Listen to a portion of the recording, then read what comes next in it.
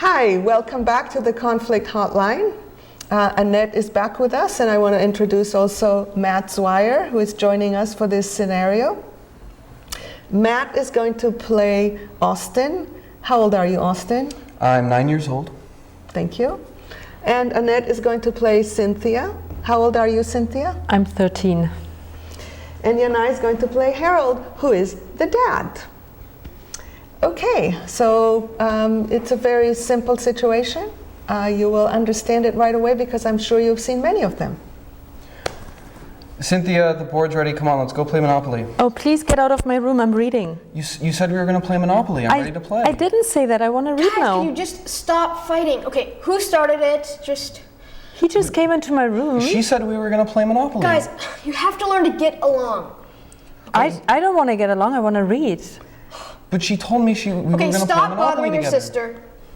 Stop telling stories about me. I never said that. Yes, she did. She told me she was going to play Monopoly That's not with me. true. Just tell the truth. Okay, so this is not going very far, is it? I can see you are getting all upset and they are escalating. So this is a typical situation that happens between siblings. So let's see if we can try to address it differently. Maybe you can try to support them in hearing each other. Okay. You need a moment of understanding for you, just the amount of tension that it is to have your children constantly fighting with each other when you want just peace and... I just want peace and harmony. Yeah. Ready? Yep. So it's going to start again. Cynthia, come on, the board's ready. Let's go. Please go out of my room. I want to read. But you said we were going to play Monopoly now. I didn't say we play Monopoly. Yes, you did. I didn't. Guys, so I'm hearing there's some conflict here. And so Austin, you want to play Monopoly with your sister? Yeah, she said we were going to play Monopoly, so I came over because we're going to go play Monopoly. She promised to play Monopoly with you. Yeah. Yeah. And Cynthia, you're just wanting time alone to read. Yeah, I want to relax. Yeah, okay. And so I'm just thinking, so you're just wanting to relax and he's coming in and he wants to play Monopoly with you and you don't want to play Monopoly with him. Right. Yeah. And I never said that I wanted to play this game. Austin, so do you think that maybe... I think this is a little premature. Okay. Because I think that they maybe are having some sense that you're hearing them. Do you? Do you have a sense that he's hearing you? Some. How about you? Do you have a sense that he's hearing you? I feel hurt, yeah. Yeah. So there's a reason why Austin is less trusting. Because first of all, she was the last person you heard. So it's going to be harder for him. Second, he's younger, and as a younger, many times younger brothers are told to, buzz off, even by the parents, to leave alone the older. So he needs to have a little bit more trust that you really understand his situation. So let's try that first. Okay. So Austin, you just really want to play Monopoly and have some connection with your older sister, right? Yeah. I mean, she said we were going to play earlier, and I don't know why she's saying no now. I mean, we were going to play Monopoly. It was going to be fun. You just really want connection, and you really want to have fun. Yeah, I mean, I love Monopoly. It's one of my favorite board games. I think there's also one more thing, which is, I think he wants to be believed. Yeah. He wants to be trusted. Mm-hmm. Because, he's saying it many times, and again, like I said in the previous scenario, when somebody repeats something and repeats it and repeats it, it's because they don't feel heard. Right. So there is something about the piece about did she say it or did she not, that is really, really, really intense for him. So see if you can try to connect with that too. Okay, so I'm hearing that you remember that she promised to play Monopoly with you. Yeah. And you really want her to follow up on that promise. Yeah, I mean, she said she was going to play Monopoly with me, so we should play Monopoly. Right. Yeah. I understand. So you're just wanting to be able to trust her word. Yeah. Yeah. Yeah. Yeah. Did he get it this time? Do you feel heard now? Definitely. Yeah. Yeah.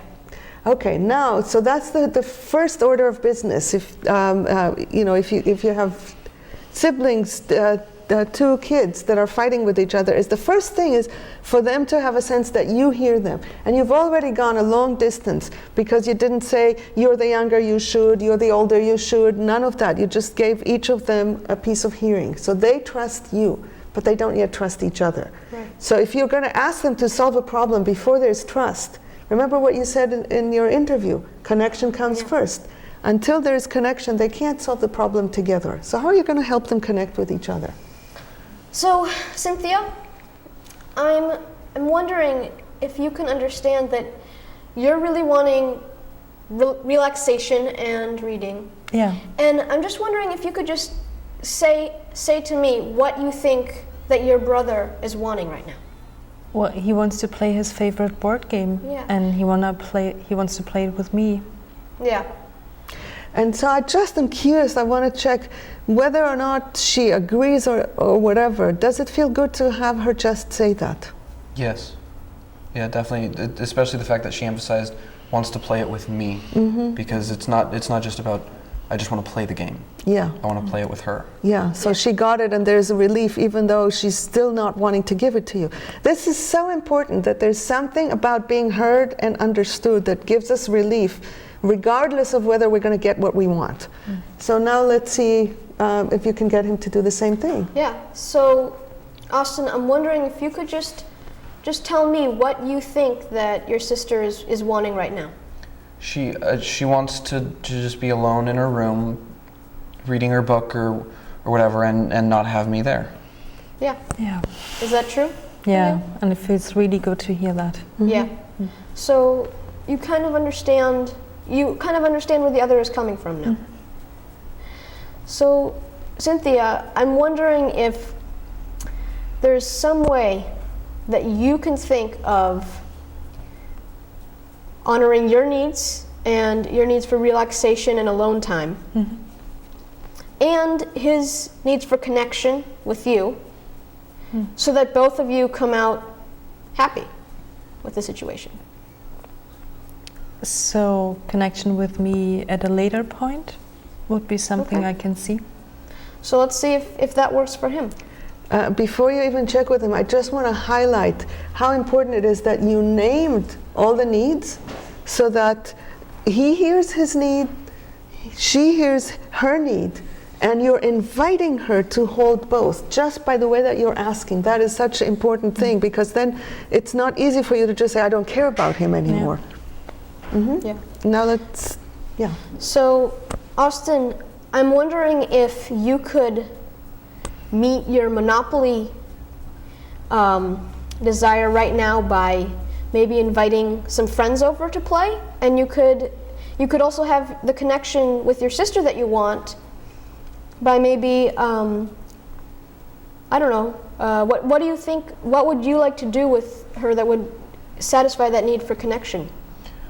I mean, I'd like to play Monopoly with her. I mean, that's Is why there anything- that's why I asked her. Right. So she is. It sounds like she's open to having connection with you, but she really doesn't want to play Monopoly. So is there anything else that would meet your need for connection?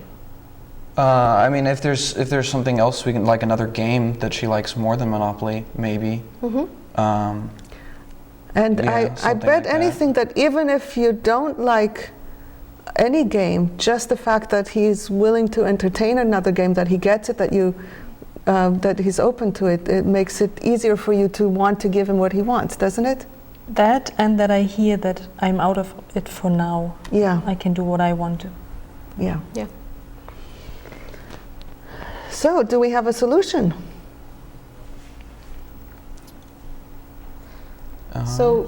So Cynthia, is there another game that you would want to play with your brother that you like more than Monopoly? Yeah, I think we have this very nice memory game, and I would like to play that after dinner, maybe. Okay, Okay. I like that game. It's a fun game. Yeah. And now, Austin, I'm just wondering, do you trust that your sister after dinner, do you think that she'll play that game with you? More than when she said she would play Monopoly with me. Yeah. And you'll make sure that she does. Yeah. I can make sure. I can try to make sure that she does. Yeah. You can actually play with us. Would that make it more fun for you? Yeah. How about you? Mm-hmm. I can make that Excellent. happen. Excellent. Thank you. So I'd like to see if you want to just try to solve the, to kind of like rewind and see if you can solve this on your own without your father helping. Will you be helping? Yes. Okay. Cynthia, come on, the board game's ready. We gotta go play Monopoly now. We're gonna do what? We're gonna play Monopoly now. Come on, let's go. It's ready. I'm actually sitting here reading. I don't want to play Monopoly now. But you said we were gonna play Monopoly together. So let's pause for a second because you're about to run through the scenario as it was before. So now the point is, what can we do to get to a place where both your needs and his needs are on the table? I think what would help would just tell him that I hear that he really wants to do something, and he would like to do something with me now. And then I want to quickly say that I would like to do something different now. The more quickly you say it, the less useful is the reflection. Because if the reflection has a but over it, it's not going to do anything for him. Okay, so then I would choose to reflect and see what happens. I like that approach. Just try that, and then we'll wrap up the scenario. So, Austin, it sounds like you really want to play with me now. It's something that you look forward to and want to have some quite nice time with me. Yeah, I wanna. Yeah, I got the board all set up to play. So I want to know if you felt heard, if there was any sense of difference from the way that it usually runs, because I bet this is not like the first time that this has happened, right? Yes, definitely not the. Yes, definitely felt heard, and the difference was mainly her tone. It wasn't "you're nagging me and go away" tone. Yeah. It was, let's talk about this for a second. Great, thank you for naming that. And I want to ask all of you to kind of like reflect on what stands out to you. What did you learn from this that you find useful? Even though someone is 9 years old, using these sort of tactics, and I don't want to say tactic tools, and sort of treating them the same as you would as an adult, really works. And part of for me what made it so much easier to calm down and really cooperate was getting respect from and listening from my father, and given some amount of power in that, whether it was coming up with an idea of what I want to do or a choice over what I want to do, because so little do children get to choose what it is they get to do, and they love doing that. So being invited to be part of the solution was very important for you. Definitely. How about you? When we did that without the help of our father, I realized that it also serves me to relax and to lose tension when I first reflect, and it slows down things. Thank you. And you, Harold? Anything? Well, yeah, I mean, the minute that they could understand each other, it was all downhill from there. The minute they could break down the strategies down to what the underlying needs are, then they could understand each other. So that's really important. And like you said in the interview, there was a strategy that could meet more needs. Exactly. Yeah, and I really liked that experience of everybody participating in solving the problem as human beings and not as a 9-year-old, 13-year-old, or dad. Okay, we're going to take one more break and come back to one more scenario in a minute.